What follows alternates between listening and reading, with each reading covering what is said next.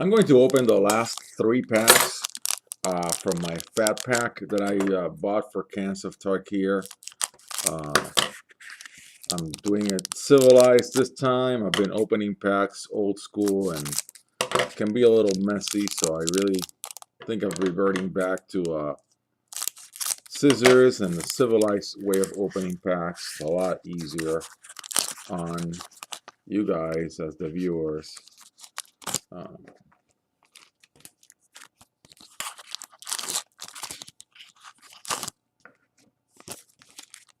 okay, here we go.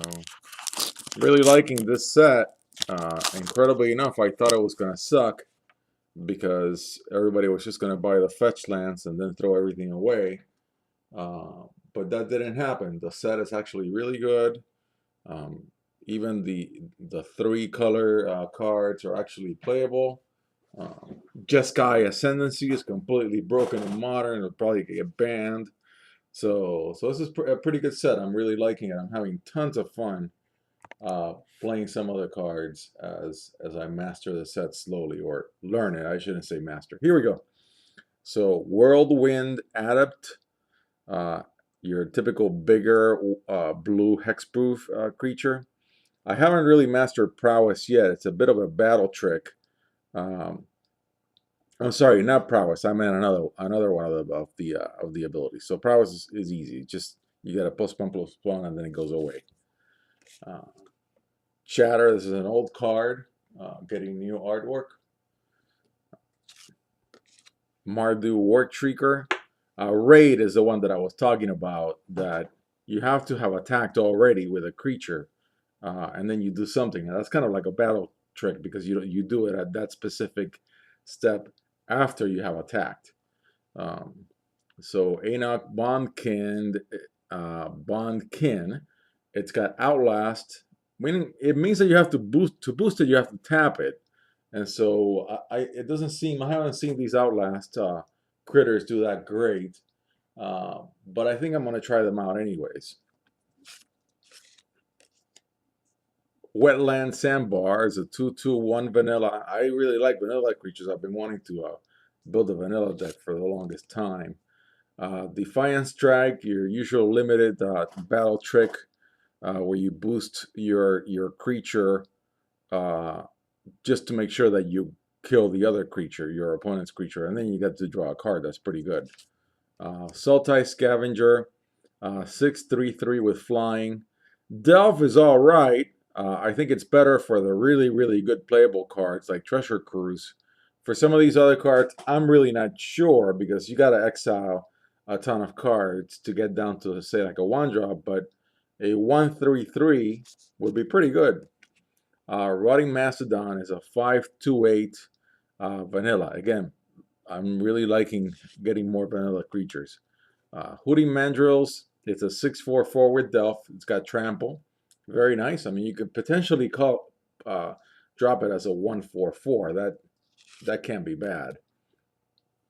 Smoke Teller, it's got a blue ability, and so you can look at a morph creature. This is one of those in block cards. Outside of a block with tons of morph, you're never going to play that card, really. Shambling Attendants, an 8/3/5 with Delph and Death Touch. Again, you could potentially play this card as a 1/3/5. It'll cost you 7 cards, and pretty soon you'll mill yourself out by exiling yourself to death. But it can be done. Here are your typical gain 1 life tap lands. The one on the left is green black, and the one on the right is black red. Highland Game. When it dies, you gain 2 life, and it's 2/2/1. It's a limited battle trick. Alabaster Karen, 4/2/3 flyer with vigilance, and I think another one of those that you usually would play mostly unlimited. Here we have 2 of the 3-color. I guess I call these your junk multicolored cards for this set. Shards of Alara has a bunch of these as well in the other shards. And so here you have the one that Abzan Guide, gets lifelink, and it's got some gigantic morph payment. And really nothing happens when you pay the morph cost, except that you get to play a 4/4 instead of a 2/2. And that's why these are really, you know, I think junk multicolors.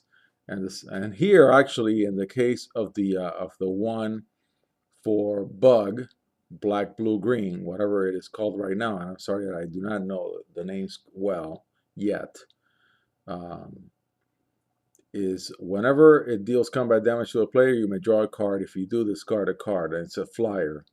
That's not bad, but you're looking at a 6/34 no matter how you slice it.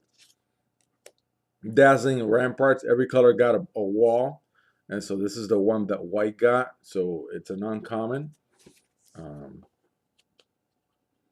And you can tap target creature. That's pretty good, but it's a 5-drop. Where you really want to do a lot of the tapping, at least what I've done it, or I've had it done against me, is early game. So anything that's a 1 or 2 drop that taps, I think it's much better than this. Mystic of the Hidden Way cannot be blocked. That's not bad. It's a 5/3/2 morph.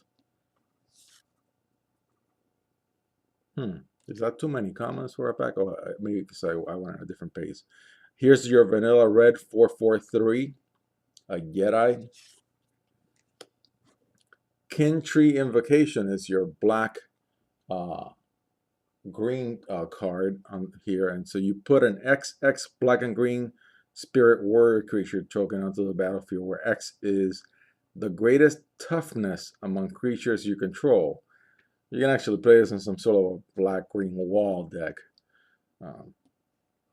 and put a big artifact. I mean, a big token because of it. Mardu Charm. Now they're doing this templating where they have the little dots, the little bullet points. So it can deal 4 damage to target creature. It can put 2 tokens down, or it can act as a Thoughtseize. That's pretty good because target opponent reveals his or her hand. You choose a non-creature, non-land card. Well, non-creature, non-card. That's not Thoughtseize because Thoughtseize is just non-land. So non-creature, non-land, I think, I forget which one it is that does that. That's a nice card. Temior Charger, it's a 2/3/1 with Morph. And then in this case, it's got some sort of an uncommon benefit. So when it's turn face up, target creature gains trample until end of turn. That's not a bad trick. Then Gurmag Swiftwing. It's got flying, first strike, and haste. That's very nice for a 2/1/2. Definitely an uncommon set of abilities. Nomad Outpost. This is the white, red, black uncommon land. It's actually a tap land. And Crater's Claws, I think, is a really great card. I can't wait for the price to go down so I can get a couple. And it deals X damage. So it's just like Devil's Play, I think it was in Innistrad. Very similar. But it's got a benefit because if you've got a fatty, then you deal +2 to that. So that's actually a very nice benefit. And then Trap Essence. Counter target spell, put 2 +1/+1 counters on up to 1 target creature. Very situational. If you don't get to counter anything, this thing will sit in your deck. But I mean, if your opponent is not dumping any creatures. So I haven't seen that card play out yet. Here's a bear token. And then I'm going to leave that there and move on to the next pack. Okay. Swift Kick. Again, another one of these +1/+0 battle tricks. And it fights target creature you don't control. A flyer, one of your flyers, 5/1/5 with Morph. The kind of thing you'd use in Limited. Woolly Loxodon, 7/6/7 with Morph. And it doesn't really have a benefit for Morph except that you, if you're stuck with it early game, you get a 2/2/4/3. That's all you get out of this Morph card. Same with this one, a 5/5/3. Then a 4-drop enchantment, aura, and you basically give your creature a fat butt because it's going to be a +2/+4. That's all right, but it's definitely too defensive for most uses. The banners, you're going to need them for mana fixing and limited. Otherwise, they're pretty junky because they're 3-drops. Singing Bell Strike, you enchant a creature. When this card enters the battlefield, you tap the enchanted creature, and it doesn't untap. And then it's got this thing where they have to pay 6 to untap it. It'd be a lot better to just remove it, but anyways. Bloodfire Mentor with a blue ability, red card. Draw a card, discard a card. It'll fit a T-Bolt or Tie-Bolt deck very well. Here's one of your gain life tap lands. Burn Away is the first uncommon. Deals 6 damage to target creature, but it's a 5-drop instant.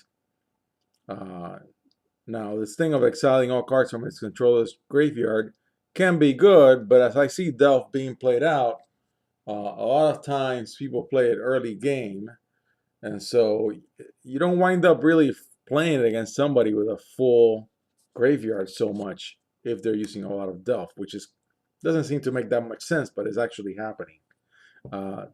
Temur Charm. So it gets +1/+1 until end of turn for a target creature. That's a battle trick. Target spell counter. So that's really the second one is really mana leak. So counter target spell unless its controller pays 3. Creatures with power 3 or less can't block this turn. That's all right, but because of the 3-color restriction, you're probably going to be playing this card on your 4th turn. I don't see how that would matter that much. Take Up Arms, 5-drop instant, put 3 tokens. That could be useful. That could be very useful in a white-black tokens deck, especially in Modern. So I think, maybe I'll give this thing a whirl in Modern.